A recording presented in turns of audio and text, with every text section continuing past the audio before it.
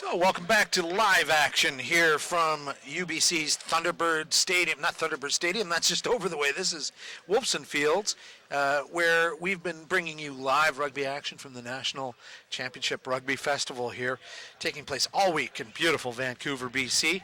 And the last game of the day on the docket for you on Field 1 here is in the U18 men's category.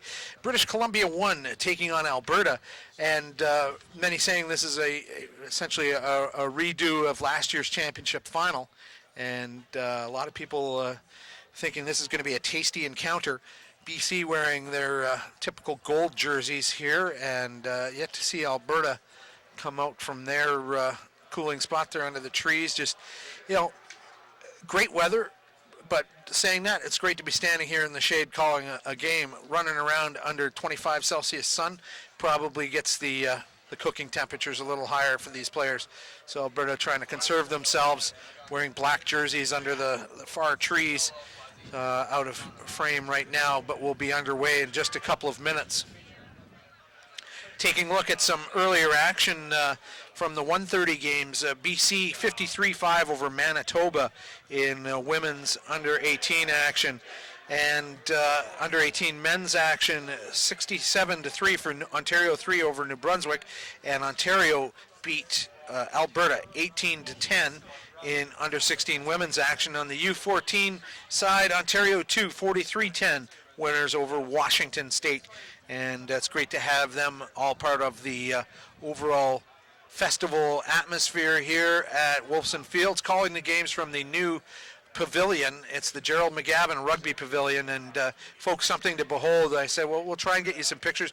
Maybe, Simon, you could do some pan shots of the fans sitting around and see everyone enjoying the afternoon with using that high-quality tripod we got you there.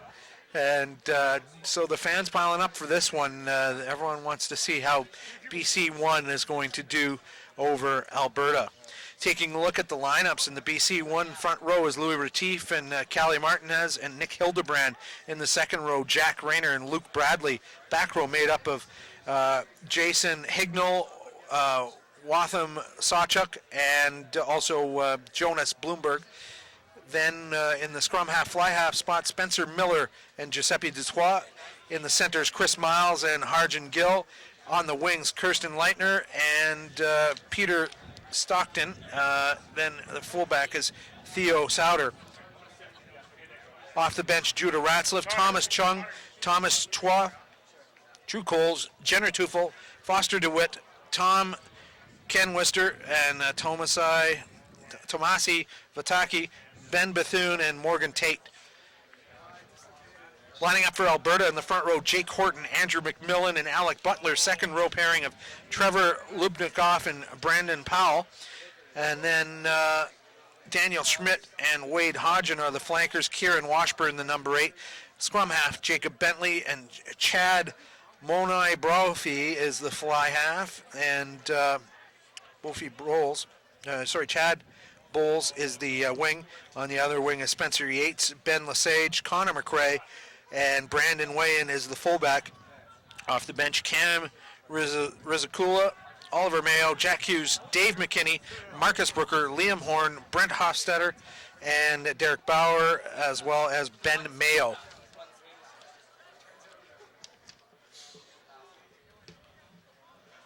So the two teams just getting themselves fired up here. Big contest for both teams, even though we've got lots of rugby to play beyond the opening day.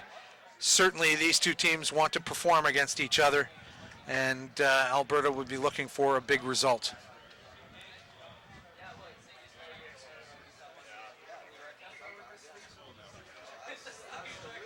Lots of people on hand out here at Wolfson Fields, and imagine this is just Wednesday. Once we get around to Saturday and people have got the day off, there'll be lots of people enjoying rugby action, but literally hundreds of people around the different fields. This is the last game of the day on Field 1 here, so a lot of the other contests are over, and so people are going to enjoy this one using the new Gerald McGavin Rugby Pavilion.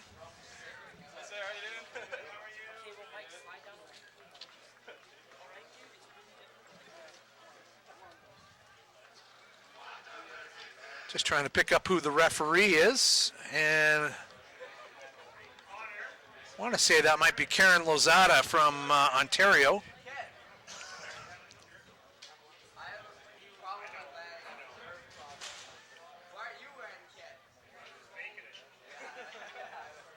So just a minute or two before the start of this game.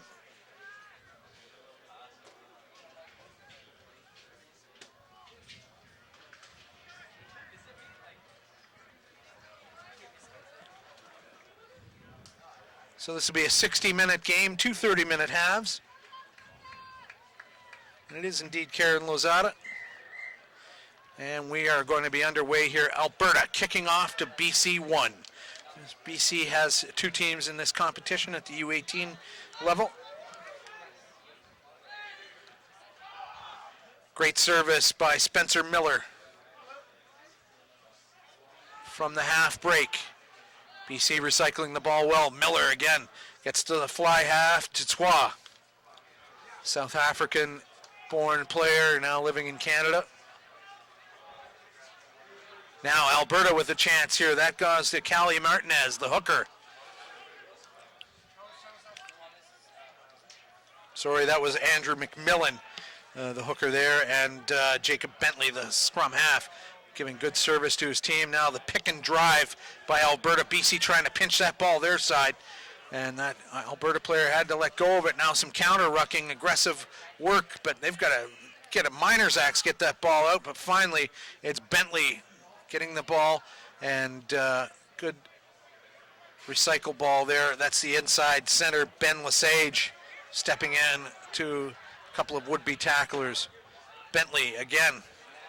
Boy, Alberta just patient and do it once, repeat. Oh, and fast up on the first tackle. And that was the outside center, Harjan Gill, just trying to put all kinds of pressure on. And as a result, spilled ball, advantage being played. And that was all due to Gill coming quick up on the first up tackle. High ball, oh! And was he contacted in the air? I don't know. I think we'll take the knock on back behind the play, says referee Lozada. But that was a great contest by the Alberta fullback trying to get up in the air, and Brandon Wayan paid the price a little bit, getting some contact before he came back to earth. So it's going to be the first scrum of the afternoon for these teams against each other, and putting it in will be Spencer Miller. BC liking the scenario. They're just inside their own half,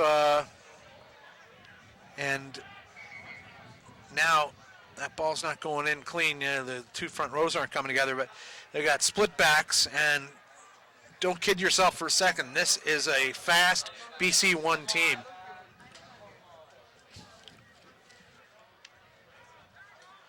So now the scrum kind of crabbing around, but they're still able to make good use of it. The ball spinning right. Oh, and now there's a chance down the wing. Look at the pace here. Wow, that's some outstanding running by the far wing there, number 14, Peter Stockton, showing what he can do with ball in hand. That was a good 30-meter run down the wing there. So both teams testing the back line, seeing what they can do to each other. Stockton winning that one in a Bigfoot race down the right wing there. Great job by him. Certainly the fullest we've seen this pavilion today. A few hundred people finding seats in the shade and trying to stay cool as they watch this great U18 contest here at the National Championship Festival.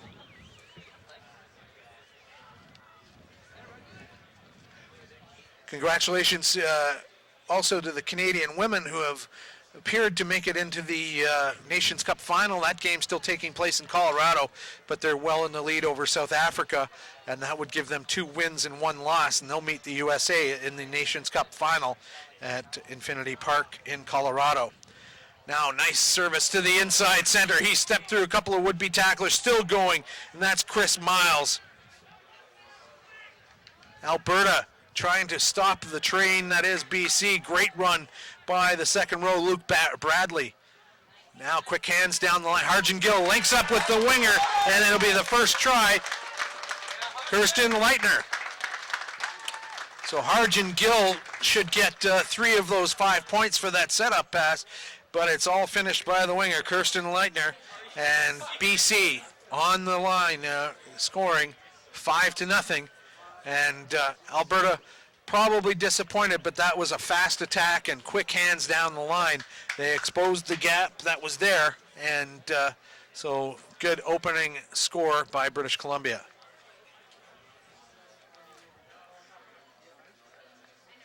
Giuseppe Dutois is going to take this kick from left of the posts, probably about a 19-meter effort.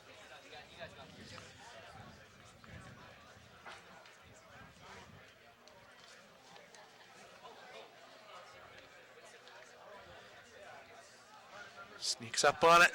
Wow, this guy has got a lot of leg. He's kicked that out onto West Mall Avenue, I think, there, and that's nearly caused an accident. That was a great kick over the post there, and so that makes the score 7-0 for BC.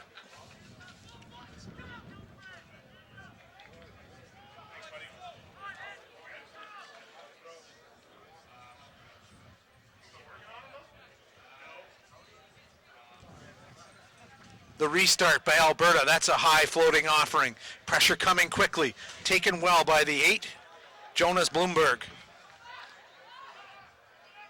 Setting up the recycle ball. Now that's great service by Miller to the fly half to Dutois. He's brought to a tackle situation, not to ground necessarily, but he's wrapped up by Alberta. Alberta trying to steal that ball away in the contact area, but BC spinning away and making more inroads there. That ball bouncing around a bit, but now that's taken by Alberta. Quick hands, they should be passing it down the line just a bit more. They can expose some ragged BC defense as they're now falling back into position. And the knock-on called by Lozada will bring the scrum situation back for Alberta. And so net result positive for Alberta inside the BC half. And they've got to make good use of these forays into the BC end. In this set-piece scrum, you can see the back line steeping up nicely. They're going to get something fast down the back line here. The ultimate goal is to get that ball out to Spencer Yates. He is the speed merchant on the right wing for Alberta. So 7 minutes gone. British Columbia won, leading 7-0.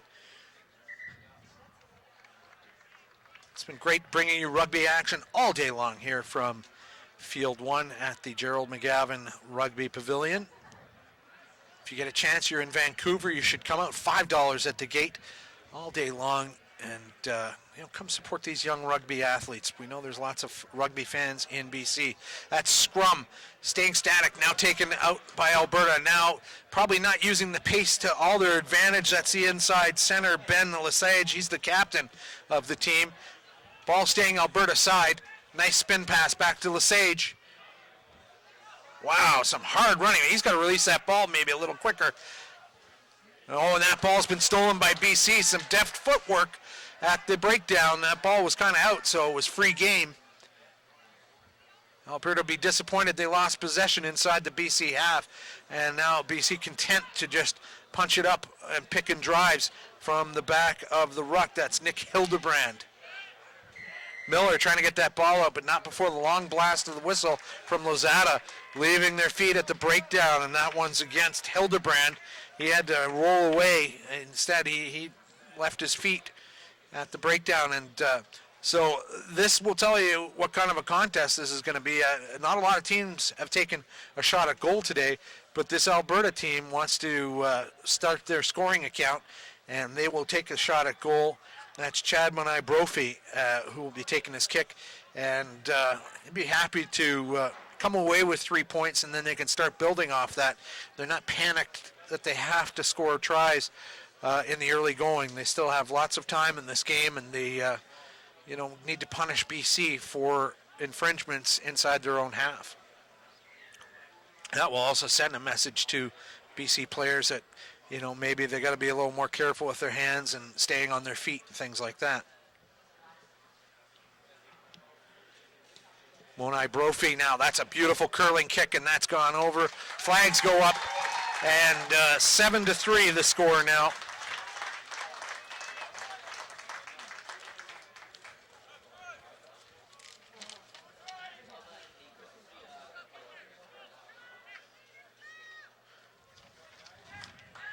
Now BC will kick it back on the restart. See how Alberta handles this pressure. That forwards unit for BC1 wants to get in there and lay some bruisings in there. Nicely taken by the second row, Brandon Powell. But Brandon Powell, and it's line out now for British Columbia 1 will have the line out.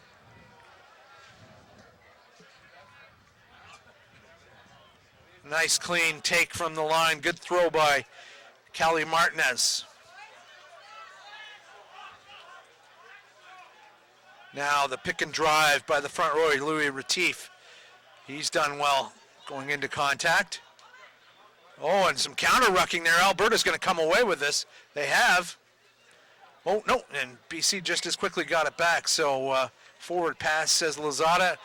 And it will be scrum for Alberta right on their 22-meter line.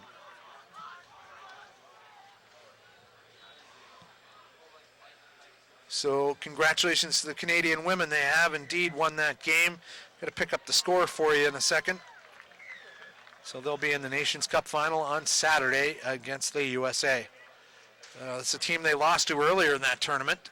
But I think they will probably have a few plans up their sleeve in terms of rejigging. 7 full-time players for the Canadian women's team on summer break, the likes of Jen Kish and Ashley Stacey and players like that, all taking a break. And so certainly not Canada's top team taking place in this tournament, and same with the likes of England. But Canada's depth certainly measuring up on the international stage this summer in the women's game. Alberta now. That's a good pass by Jacob Bentley, but now the clearance kick up the field, taken cleanly by the fullback, Theo Sauter. And now into touch. So it'll be, it's a very contained game right now. Everyone's being very careful. Despite the early try we had there, everything's a very measured response. So it'll be a line out for Alberta here. They're going with the short line out. So are they now? I don't know. They're stepping into the line, and I tell you, things like a square dance in the line out field these days. Knock on in the line, and so it's still going to be put in for Alberta. It was a BC hand that knocked it on.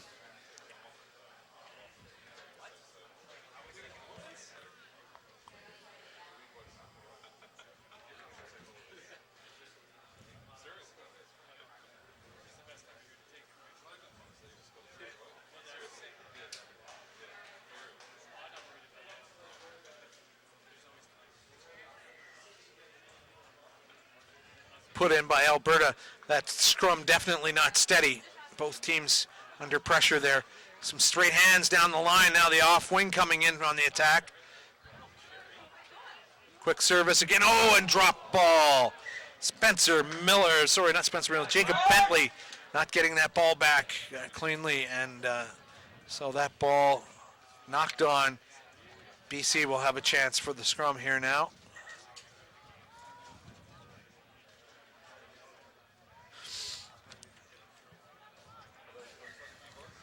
We have an Alberta player on the ground now, and Lozada is wandering over to see what's what.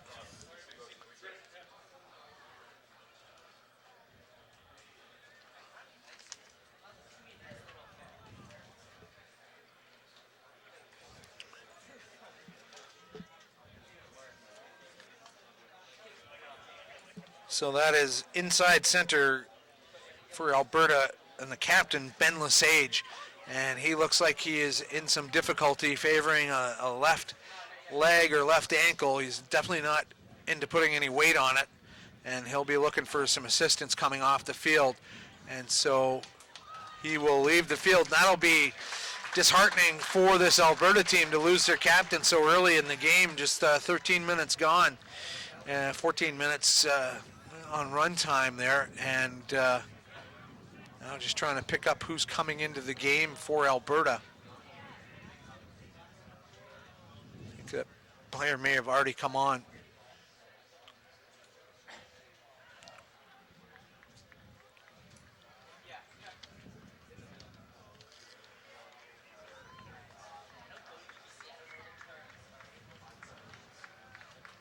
So now the Alberta player coming on. Trying to pick up who that is. Maybe some of the Alberta fans know.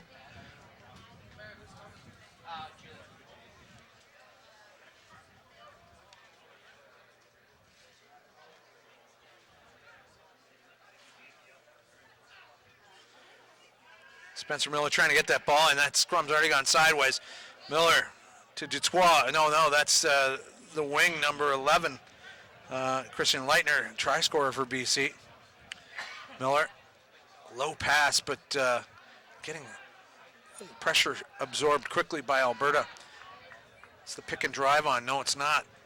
Miller getting to Callie Martinez, the hooker.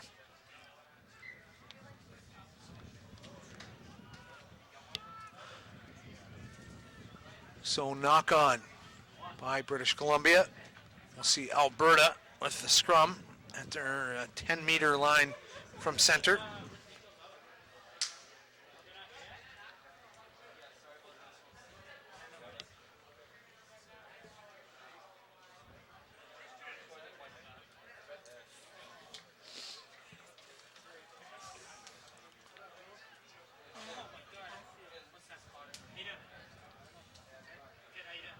That scrum still awfully high. Doug Cross here bringing you National Championship Festival coverage. Now full penalty by BC, not staying bound in the scrum. And quick tap by Alberta. See what they can do. That's number 17, Oliver Mayo, who's come on to replace the captain, Lesage. Alberta making quick work of this now. Coming up the field and nearly creamed, but Wade Hodgin manages to hold on to that ball. And that had to be an offside situation. Lozada not in a position to see it, but the BC player leaving early for sure. But now Alberta retaining possession here. Good bit of work in the last couple of minutes by this Alberta team. That's the second row, Brandon Powell. And just trying to disrupt at the edges, that's Dutois. KG player, fly half, really doesn't have any business around the rucks there, but still messing it up. And now Alberta losing some of the front foot ascendancy that they had. Now BC has stolen that ball, and now their chance, and they've adjusted quickly. That's the second row, miss out. Probably lucky they did that. And now 2-on-1 attack down the wing. That ball goes into touch with the hot pursuit of Kirsten Leitner there, who scored the first try. He thought he might be on for a second as they put a 2-on-1 pressure situation down the left wing. But it's going to be line out for Alberta. So, BC, a very good team. BC won, but Alberta not laying down and doing tackling practice for the hometown heroes here. That's stolen by number 4, Jack Rayner. Now they've organized the rolling maul. Ball's gone to ground. They got to dig that out, or has it gone to ground? No, it's still a maul. And now Alberta countering. That may become unplayable in a second, and it could be a scrum for Alberta, and they're getting the time warning now. Someone's got to come up with it, and indeed, Alberta, with some hard work, has come away from that in the maul situation. They made that ball unplayable, and it's those little victories that count. They've come away with the possession in their own end, and Spencer Miller feels like he's going to have the put in, but in fact, it's Alberta's put in. Or have they missed that?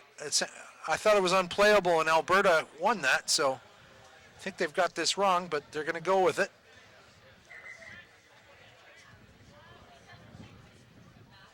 Now, BC took that ball into contact and didn't produce it ultimately, so it should be Alberta's put in on this scrum. Just saying.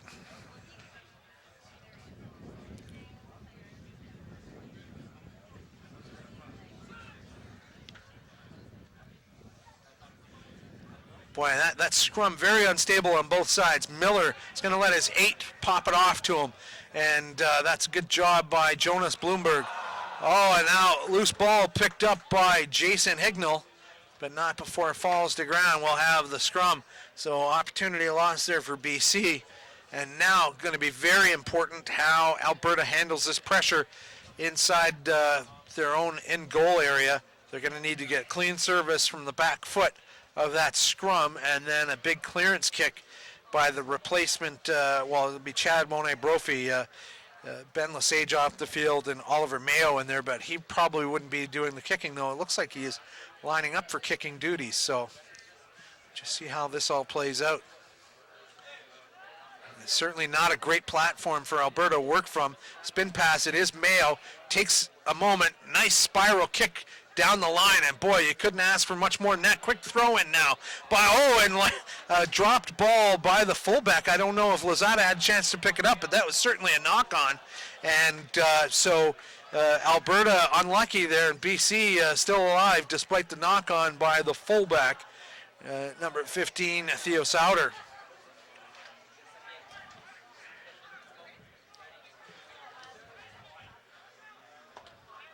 So now, folks, I'm going to have to take back all those bad things I was saying about Brian Kelly leaving me alone here, and he's jumping into the color chair. Brian Kelly, what was the final score of that Canadian women's game? Yeah, great performance by Canada all around. Ended up being 53-15 final. Whoa! Absolutely huge performance by Canada. 2 tries by Bianca Ferrella, 2 by Magali Harvey. Kelly Russell was in there as well. Amanda Thornborough scored. Just an all-around great performance. Really happy to see Francois Ratier looking sharp in his first. Tell you, he's walking on water right now, eh? For a rookie coach, that's not bad. Exactly. So up right now in the Nations Cup in Denver is USA versus England. So we're looking good in a 2-1 record, but we're still not 100% if we've advanced to the. Oh, really? So if England wins that game, it could be USA England? It'll be, it's unlikely, but I don't want to make the announcement until it's 100% confirmed. Just a little math jinxing to do. Exactly. Yeah. So. Well, in this contest that you're just joining us for, British Columbia leads 7-3, and I'll tell you what, this Alberta team's pretty interesting, but they've lost their captain, Lesage, just about 5 minutes ago, the inside center, and he's been replaced by Oliver Mayo, good kicker, and he's kind of doing a quasi-fly half roll. I think they've adjusted the back line is what they've done, so Mayo is the new fly half. Now look at Spencer Miller pushing his opposite number there, just giving him a little what for, Jacob Bentley, and these guys are evenly sized. When you look at these two packs, there's a lot of size on that Alberta team, and certainly on the BC side as well. Final game of the day, obviously a big crowd here watching this great match. U18s and Rugby Canada's high performance staff on hand, picking out the next generation of talent. And you got to look at some of our guys like Justin Douglas and Lucas Hammond, 18, 19 years old, competing for Canada on the International HSBC Sevens World Series. Any of these players could step up if they have a good appearance here, as BC bursting down the right wing and just diving down short. Does he have enough? Peter Stockton with the try. That's Stockton over on that wing, and that was all set up by Bloomberg, the 8-man. Number 8 had just picked up that ball and flung it out, and just waited that pass just right to spring people around the corner. And really, the fullback too, Theo Sauter, coming in and providing a bit of a link-up for the winger to finish it off in the corner. Having an 8-man has that passing ability and that speed from the base of the scrum is huge, and that's what started that entire play there. And BC now with a 12-3 lead, with the conversion still pending. Difficult shot from the far side of the field, difficult for a right-footed kicker. But we've seen some beautiful conversions today. Even on the women's side, some great kickers there. What was it, the U16 women? The girl hit touch finder. That's fantastic. So this will be down to Giuseppe Dutoit. He is his first conversion kick nearly broke a window across the street. So I'm sure he's got some leg. And look at that. That's just got all kinds of gas on it. And the flags go up. So that's a superb effort by Dutoit. 2 for 2 this afternoon. And Alberta, it must be a bit of a harbinger for Alberta. That was a lot of pace blazing down that right wing.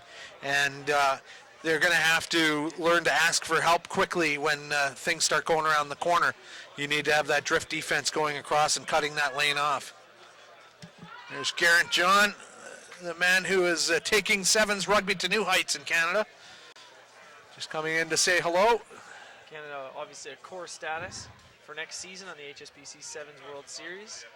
And we talked with Jordan Sandover Best earlier, just won a bronze medal at the World Games down in Cali, Colombia with the Maple Leafs.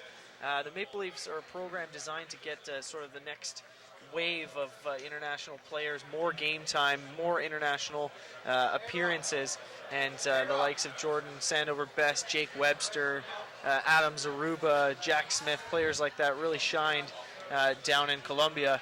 And these players that are on this field right now for Alberta and BC can make their mark here today. So that ball mishandled by the front rower Louis Retief. He knocked it on. As a result, Alberta with a great scrum situation here inside BC half. That's Mayo distributing the ball. A big gap there for the fullback from Alberta. He'll score. That is number 15, Brandon Wayan. And I don't know what happened to the cover D there, but that just opened up like a can of corn. That entire play started from the number 10, Chad Monai Brophy. He ran a great line. He had his inside center run the decoy line and just fed it on a hard line coming back inside, and he just made his way through, beat the fullback, and scored just to the right of the post. That was a fantastic try, and that was exactly the way that they wanted it to work. Right, because they had to stop the ascendancy of British Columbia 1, scoring 2 straight tries there. That was a great response, and now you can see a bit of a huddle going, excuse me guys, what the heck just happened there? How did that guy basically go in on clean heels? Conversion goes across, and we've got a whole new game at 14-10. Good teams, no matter what sport, always have the ability to come back after being scored on, and that's exactly what just happened here. Alberta just got scored on in the right-hand corner, marched right back down, made one nice play, boom, they scored, and the game is now within 1 score. So just when people might have thought, oh, well, BC's looking pretty comfortable, this is what we expected from these two teams. And you got some prime Alberta beef out there that's got a lot to say about how this game is going to end up.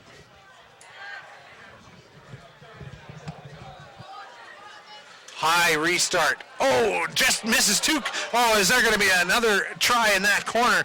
Oh, and some big tackles put in by the chasing winger there. Number 11, Kirsten Leitner, already scored 1 try down that corner, and nearly had another there just following the bouncing ball off the restart.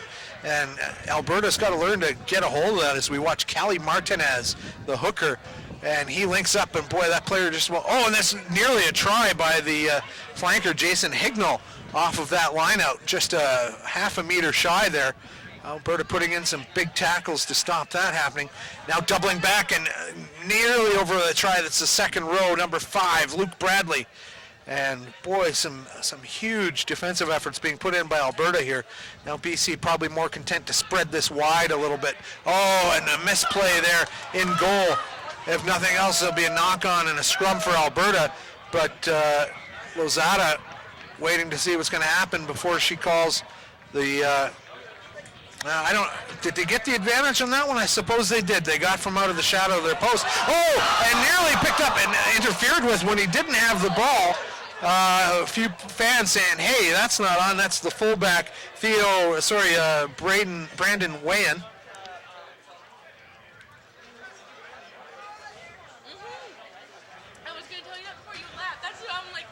Lots of great action between these two sides. They're sort of just exchanging the possession back and forth. That play right down by the goal line there, I think he had a bit of just white line fever, and instead of just securing the ball, he was already thinking about how he was going to dive down, and it popped out. But unfortunate for the Alberta player who just had the lucky bounce, but it was just a bar of soap in the bathtub, and he couldn't hold on to it. Yeah, that was Wayan, the fullback, and to be fair to Wayan, he didn't have the ball and then got knocked out of the way by the covering defensive player, so a bit unlucky there. That back ball from the back foot of the Alberta scrum, now driving into the line. That's a good effort by Alberta. Bit of hesitation there by Bentley, may have cost him, and now he didn't release it. Didn't release that ball when he went to ground, so BC with a chance now. Now in a tight game like this, Retief, I think, is going to opt to go for 3 points now. Alberta kicked a penalty earlier in this half, showing their intent to take any scoring gifts that were offered, and I think Retief will return the favor. Indeed, he will. I think was that Harjan Gill that made that call. This is a difficult kick, too. You're about the 44, 45 meter range. Pretty even right. Straight shot, but it's still difficult. Dutois got a lot of leg, as we've seen from the two conversions that he's made, and I think dead on, he has got all kinds of leg for this kick. But this will be a telling kick. They've got a bit of a tailwind to work with here in the closing minutes. There's only about a minute left in this half. So they would like to have a converted try as a lead going into halftime, certainly. So probably the right call with the clock running out to take the points on offer if they can get them. Dutois, classic statue, now drives through, and look at the power on that ball, but he's pushed it left, and so that will likely be halftime. There's still a little bit of... there was a little bit of an injury, so that might be the time left on the clock. So if I'm Alberta, am I kicking it deep? No, I guess I'm not. Taken by the flanker, Watham Sawchuk.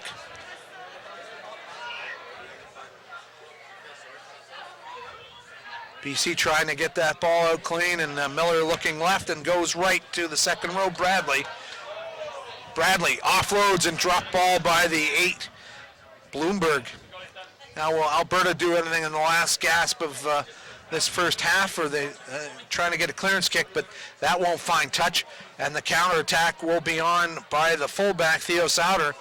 He has proved to be dangerous so far, and look at the running he's got going here. The offload, ball goes to ground. That's the hooker, Martinez, has gotten to it. So lots of support all the way around the park for BC, and now fly half, Giuseppe Dutois trying to get across the line. Has he? Yes, try given. That's a big score for BC. They pushed their lead just at the half, or near the half, and now 19-10 with the conversion coming. So that extra advantage coming to start that second half. Stick around in the halftime. I'm going to be chatting with Rugby Canada's high performance manager, Steve Lancaster, and going over some recaps of the day.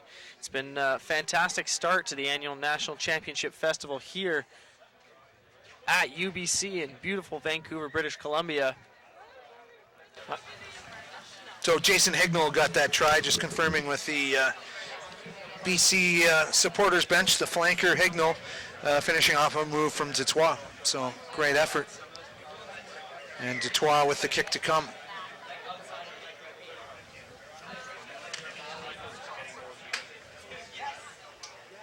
Well struck ball. Flag stay down again, and that will take us to halftime with British Columbia 1 leading 19-10. And I'm gonna lose some headsets here. Are you going to? Okay, so we're going to have Steve Lancaster coming up with Brian Kelly, a quick conversation at halftime.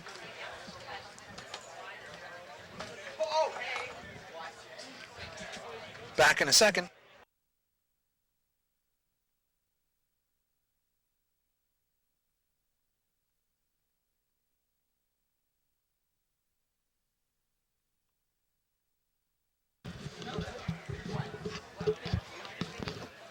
All right, we're back here, halftime of the final game of the first day, National Championship Festival. My name is Brian Kelly. Joining me now is Steve Lancaster, High Performance Manager for Rugby Canada.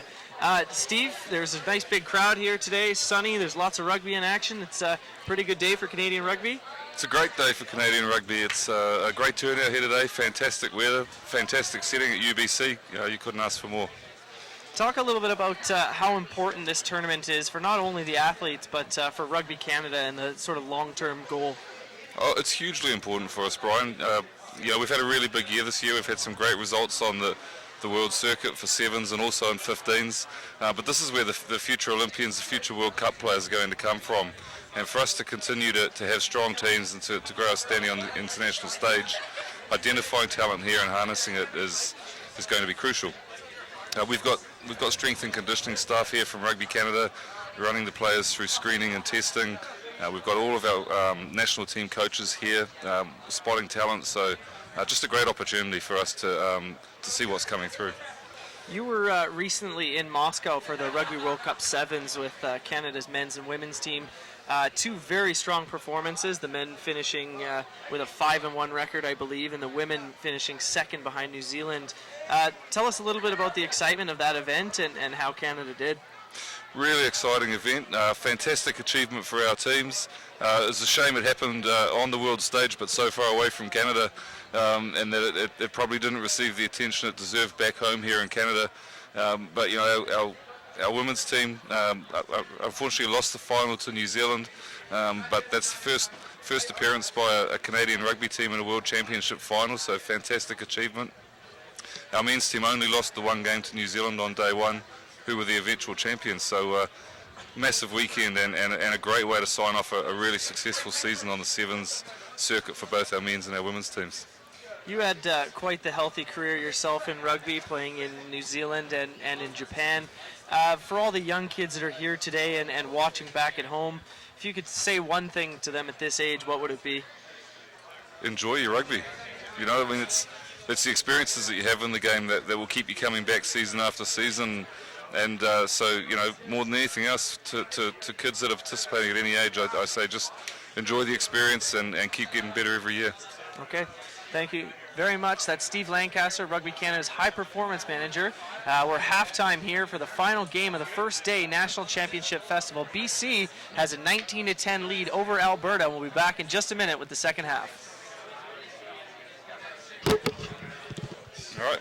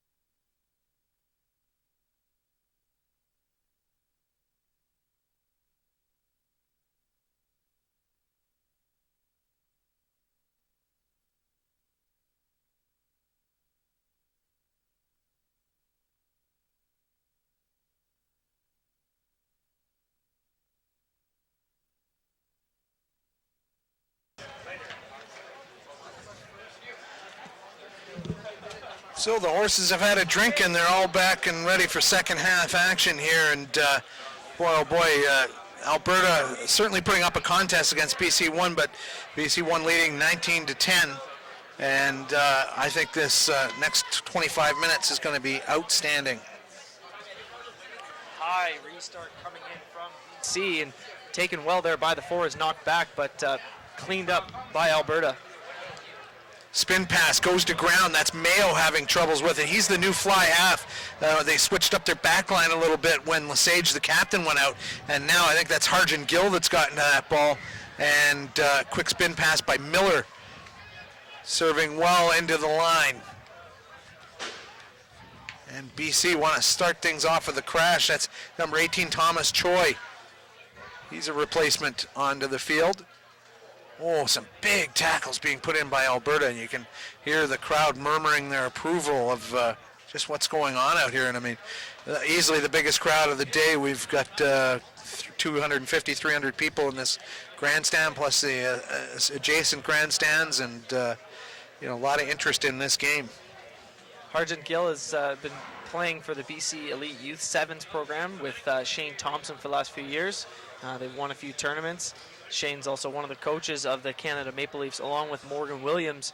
And this young player is looking very strong from the outside center position here for BC as we set up for a line out, I believe, as the referee is talking to one of the BC players. Well, I think we might have an injury situation over there too, where they're assessing what's going on, and now maybe a replacement taking place here.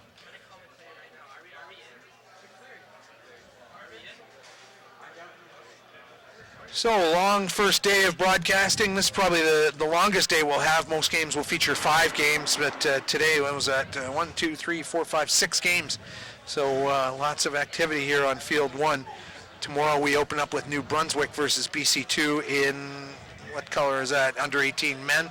You can go to the nationalfestivalrugby.com website for all the latest scores and the schedules on all the fields and all the different age categories. It's an interesting website. Allows for individual scoring statistics from each age category and standings and everything like that. And just launched last month through Rugby Canada. I was happy to work on that with you, Brian Kelly. And all kinds of great fans out here today.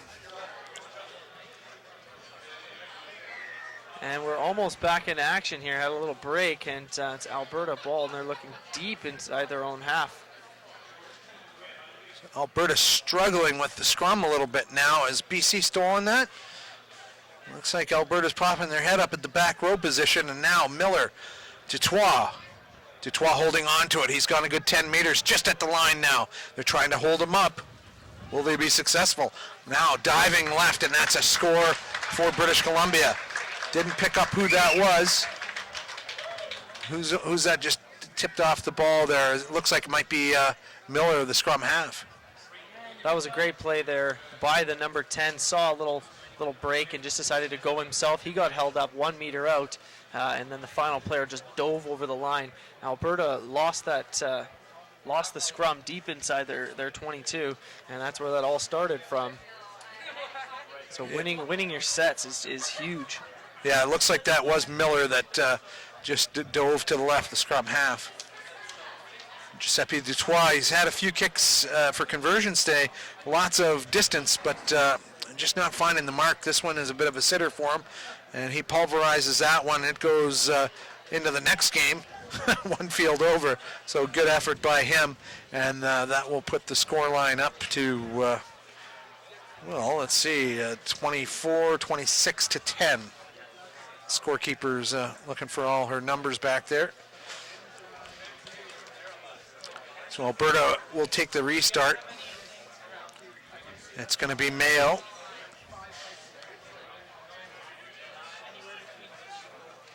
High floating offering. The adjustment by Hildebrand looked like. Good tight spin passes. Oh boy, the flanker for Alberta, Wade Hodgin, paid the price on that one. He's back up on his feet quickly, but he was in there like a missile. He looks like a hard customer indeed.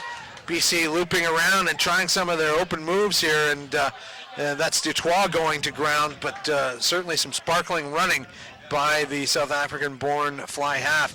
And now number 18, Thomas Choi, getting hit just as he receives the ball, but BC holding on, and now Miller will go to his left. Alberta is really throwing their body into these tackles here. Sawchuk into the line for BC, and yeah, Alberta absorbing all kinds of pressure. There's no free passes here. Alberta nearly leaving early from that passing situation from the base of the ruck. BC staying on their feet. A bit of a desperation pass back to, it looked like 19, Drew Coles. Oh, and completely offside. I can't believe, okay, now the whistle coming from Lozada. Miller not happy. He got crunched as he was getting ready to pass that ball, but he certainly hadn't put his hands on the ball.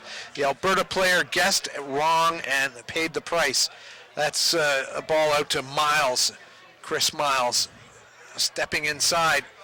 This 10-12-13 combo trio, pardon me, for BC is looking really strong, making smart decisions in the back line. Dutois had to step back for that one as a result. Flat pass to Miles. But there, and that one-handed ball going nowhere. Now Alberta picking up that loose ball. That's the winger, Spencer Yates. He stays on his feet. He's looking for options. He's going to put that ball to ground now, or he better do it, and he hasn't. And that cost him a penalty. He was looking for the help, but did not release at the breakdown, and so that pinched ball goes for naught in the on the left wing there. Yeah, they teach you that early in rugby is when you're going to ground, make sure you turn your body and face and put the ball back. And tried to hold on to it a little bit too long. He didn't have too much support with him. Dutois picking up about 20 meters for his team. So this game is not out of reach yet for Alberta, but one more score could seal their fate. So Alberta really needs to make the next score as we see number 8, Kieran Washburn, leaving the field. We'll just pick up another change being made over as the in the back line. It's going to be the outside center, Connor McRae, coming off. So we'll try and pick up some of those new numbers as they turn around. We mentioned earlier in the broadcast that how attrition and hydration and you know, endurance is going to play such a big role in these games. You know, 5 games in 5 days. You know, these guys are hitting hard, they're playing fast, and that's a lot of rugby to be played in 5 days. I'll tell you what, this kid Wayne Hodgen, the flanker for Alberta, memories of Dan Baugh, another Alberta product, who was just a missile at flanker and just terrified opposition fly halves and scrum halves because he'd just come in and cream you. Hodgen, a gnarly player like that. I like the cut of his jib and like to see more of him. And you know, things are getting a little raggedy around the edges of this game. Alberta is getting up the noses of BC a little bit, even though BC's in the lead. You can tell both these teams are really looking to come out with a win to start this tournament off. And BC's ahead 16 points right now, but Alberta is just throwing their body on the line. It's a tall order certainly for Alberta. I mean, 3 scores essentially to 2 tries and maybe a penalty to get back into this game, but they do have time on their side. Big push here by Alberta. Pushing back like 4 meters. Oh, Miller can't get the ball away cleanly. Trouble time now. Alberta, they've picked it up. Another stolen ball, and will he have the gas? It's the fly half, number 10, Chad Menai-Brophy, and he is brought down 5 meters short. He's got to get rid of that ball, and he's done it. Open play, and that's gone straight back. Alberta support there. The flanker, number 7, Hodgen, getting there. That was Jake Horton, sorry. The front row. And now trying to spin that ball, and I thought Mayo had gone out, but he is still in the game. And now this could go the other way. Long run by BC, but the good cover tackle into touch saves the day. So just some real heads-up running by Alberta there. Nearly nets them a try, but you know, maybe too little too late at that point, and certainly burning a lot of energy doing that.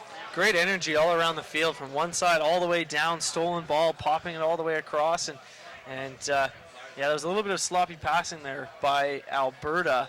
They had BC sort of on their back heels, and they tried to go for the long spin pass. Should have just keep hammering it up with the forwards, and they lost it.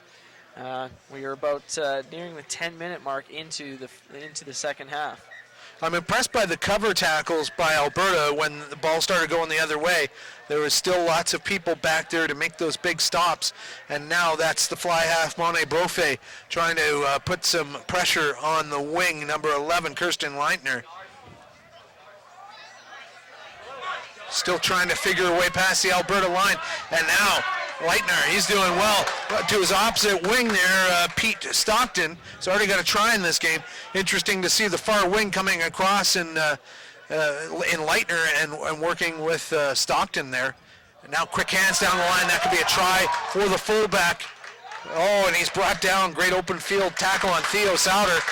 but ultimately BC scoring there. I didn't pick up the number. Got that, Brian? I was looking That down. was the scrum half for BC that put that down. Miller, That was a Spencer Miller. That was a highlight reel try there. That all started with Giuseppe Dutoit with a quick hands, and it went down the wing. And it was Stockton there was the 15 Sauter who popped it off the deck to the scrum half Miller. That was a beautiful try in the corner.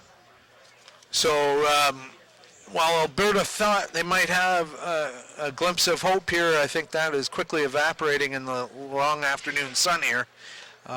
British Columbia now with the score up to 31-10 with the conversion attempt by Dutoit to come.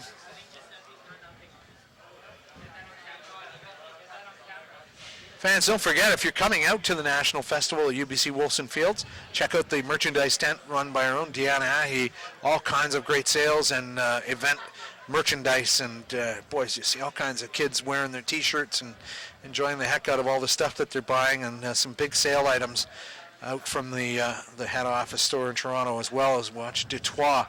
And that ball curls just inside the post, and a quality kick from the fly half Dutoit, and so that brings it up to 33-10. So now it's up to Alberta to stop this from getting out of control. Also like to remind everyone that Canada has two big games coming up. August 17th and 24th, Rugby World Cup qualifiers for a national men's 15s team against the United States as they look to try and book their tickets to the 2015 World Cup. Both of those games will be live on TSN2, which is great. So if you're in the GTA on the 24th, make sure you get your tickets at events.rugbycanada.ca and come support our boys by wearing red. You'll be going down there to follow proceedings you're going to enjoy Charleston, South Carolina, Blackbaud Stadium.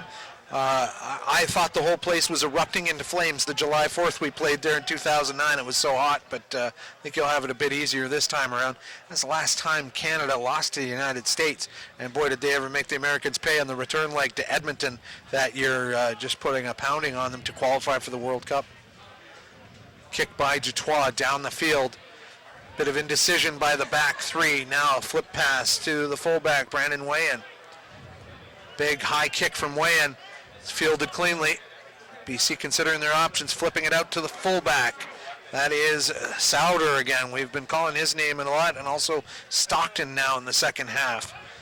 The wing on the right wing here for BC. Now it's Martinez acting as the scrum half, even though he's normally a hooker, and he's taken it again. He rather fancies the role. Now Choi going into the line. He's brought down immediately. Well presented ball at the breakdown. Miller now finally back to his normal role. Dutoit thinking of kicking down the wing, but that went badly awry, and that will die in goal potentially. Now taking it over the dead ball line, doesn't that make it a 5-meter?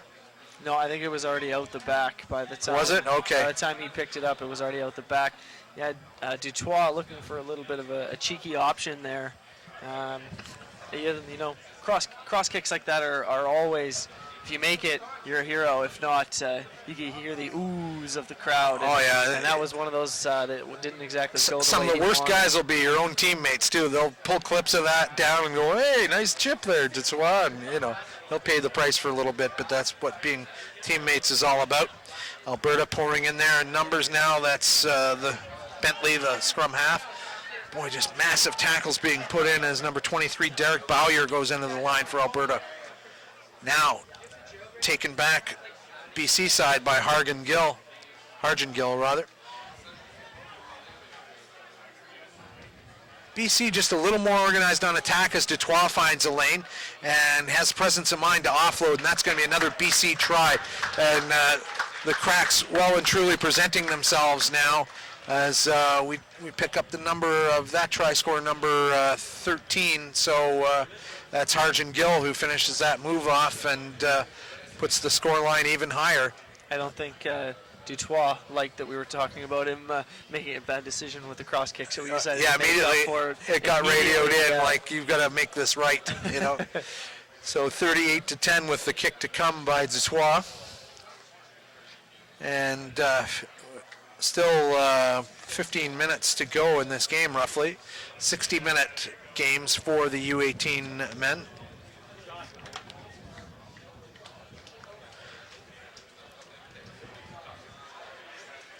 So this will be a relative sitter for Tutois, who, when you give him a shot at the straightaways, he's a pretty good kicker on the angles. He's had some long kicks and not done as well, if we're being completely honest. This will be his 4th conversion of the afternoon.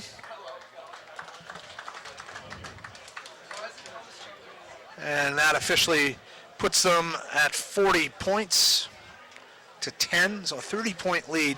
Alberta's got to be disappointed opening the tournament against this strong BC1 team and giving up a bit of a lopsided score in the process. Mayo will restart.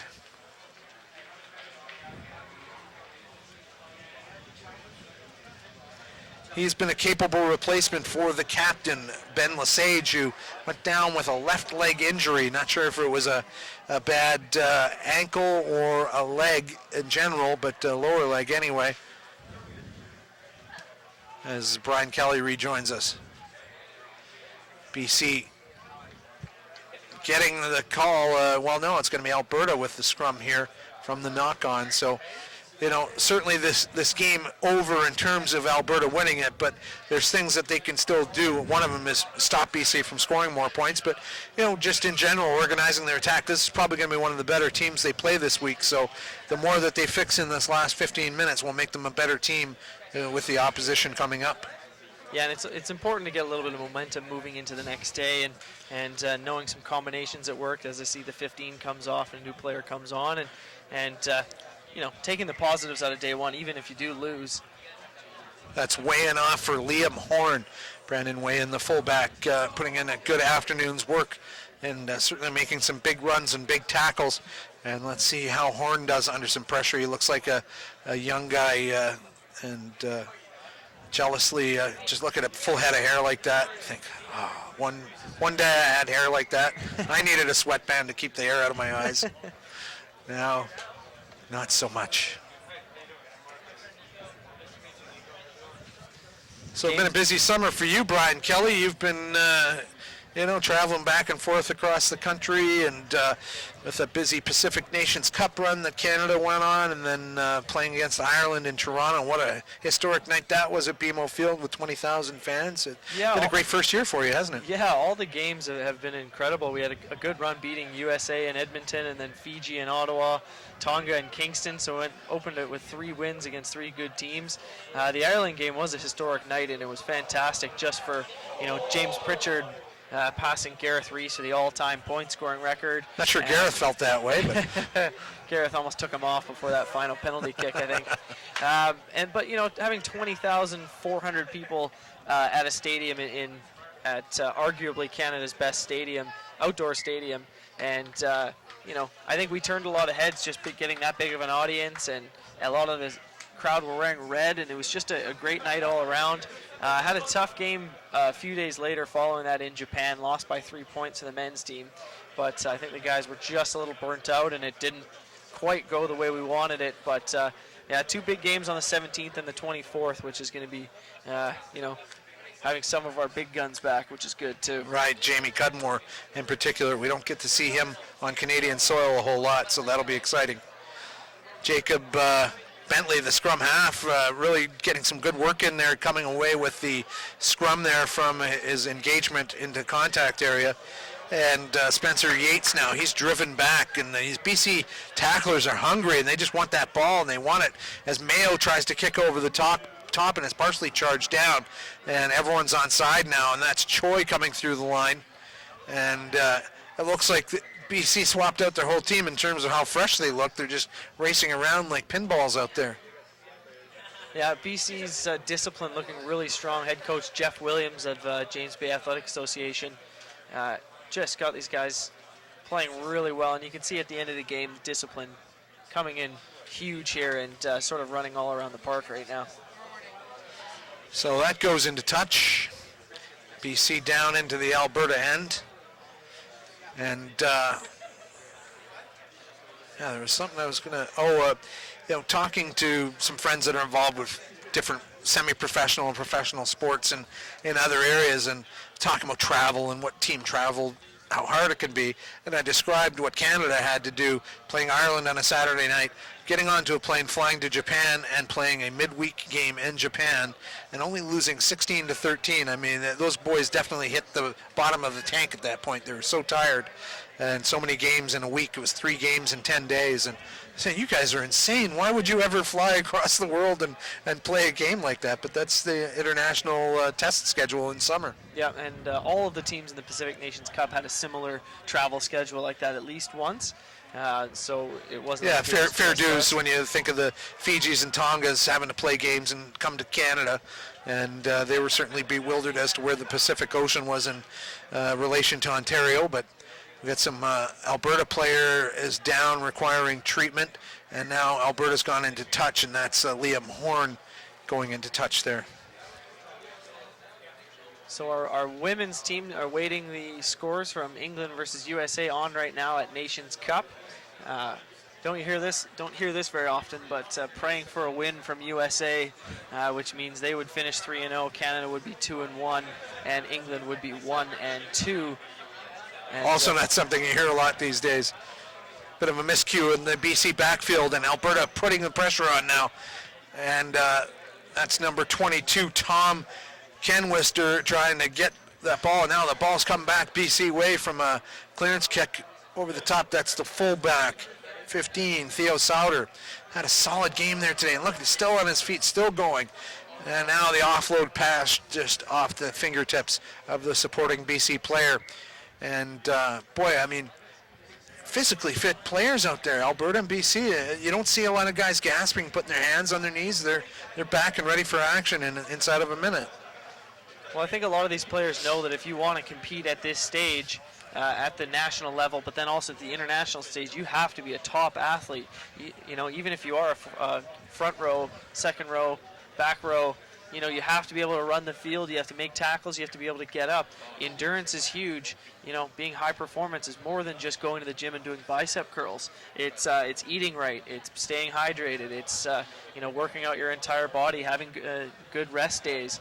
And that's where a lot of these coaching, our Rugby Canada's high performance program is doing a lot of coaching sessions with these provincial coaches, so that when these players go back to their clubs, they have the right information and they're eating the right food, so that one day when they do play for Canada's men's or women's 7s, 15s team, you know, they're ready to play. It's not a shock to the system when they're onto a new diet in camp and things like that, yeah. Well, it's interesting here with Gareth Rees, arguably Canada's best rugby player of all time, inducted to the IRB Hall of Fame, talking about the difference between his high performance when he was training to the way it is now.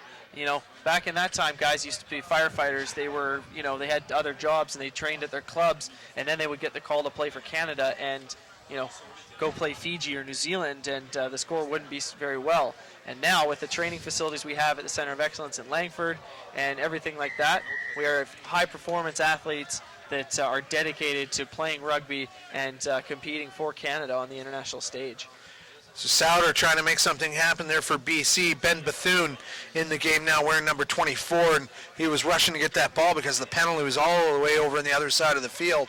And now Alberta's retreated to their own goal line, and I think BC would be satisfied to just run this up the gut and try and cross the line. And this is going to be a real physics experiment here.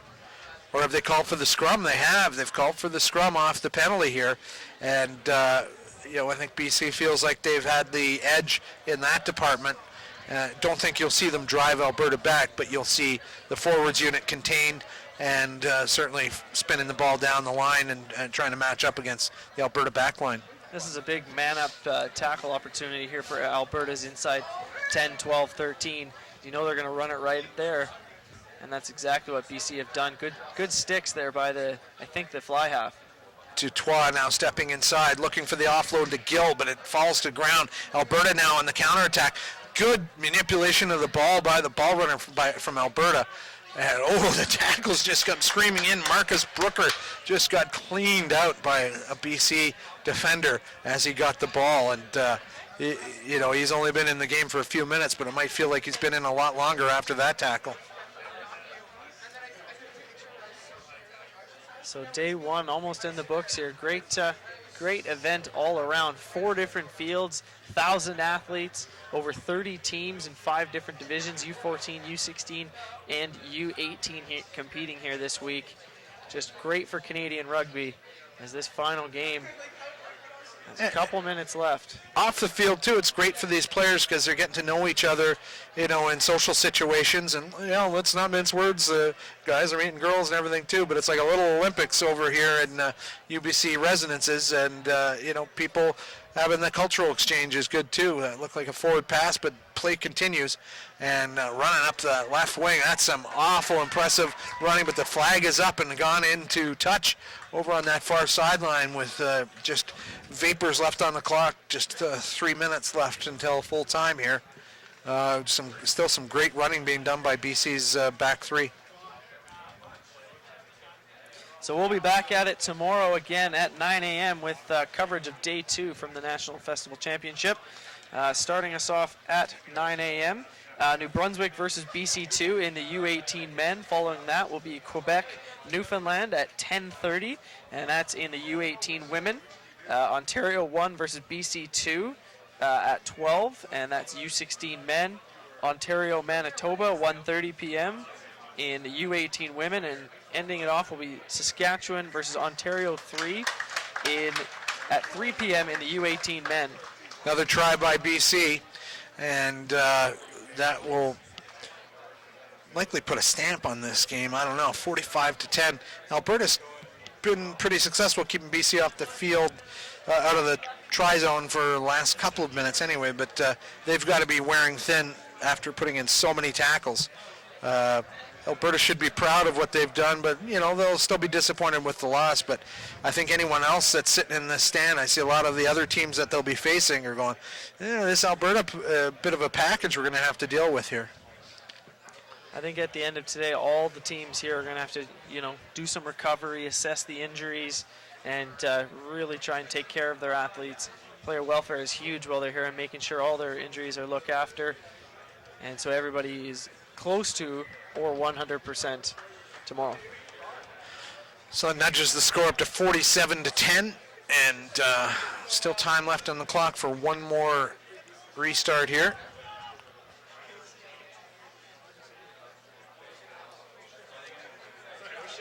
Great job by all the volunteers who showed up to help set things up over the last couple of days and get the tournament started. Speaking of getting started, that's a restart by Alberta to number 17, Thomas Chung of British Columbia. Now the ball getting a little slippery there. People having trouble finding the handle. And so we'll have a scrum for Alberta, and this could be their last bite at the BC apple here as they're in to the 22-meter area of British Columbia 1 here. That's a great point. You know, there's a British Columbia 2 out there that needs to be dealt with too. Imagine if they had to select the talent that they've got on just one team and they've had enough to split it into 2. Now, look, the ball lost by Alberta, and the counterattack still stinging Alberta as they've gone some 50 meters. Now that's Choi. He manages to offload that ball. It didn't go forward, went to ground. Now the one-handed, no-look backdoor pass. That's to 23, Tomasai Valtaki. So there's Alberta thinking they might have a chance at scoring again. Instead, they're defending another 60-meter movement to Giuseppe Detroit. He dives in, but the flag goes up. He thought he scored a try, but no, it is into touch, and it'll be a line out for Alberta. So Detroit getting plenty of congratulations, not realizing that they need to actually take care of business and throw the ball in here. Alberta does. I don't think the BC players have realized that. Yeah, they're going back to center here. Oh, I think they've gotten the memo, and they're running up into the back line here and getting ready to participate in the dying moments of this game. Dane McKinney will throw this in for Alberta.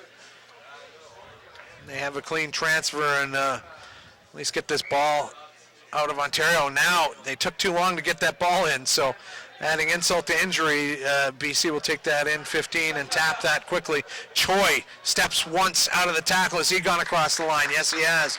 Thomas Choi scoring what will be likely the last try of this game. at 53-10 with the conversion to come, 55-10. Probably a fair representation of Alberta's afternoon overall, but not from a lack of effort, that's for sure. They had a very strong first half. They put in a good performance, kept it close, and scored that really nice try. But ultimately, just harder, better, faster, stronger, BC's motto. Unofficial, of course. They've looked really strong here in this second half. Isn't that what Superman had on his cape? I don't know. The last kick of the afternoon for Zitswa.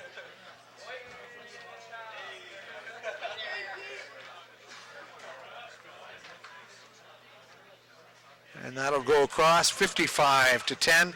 And that is full time. And that is full time for you and I, my friend.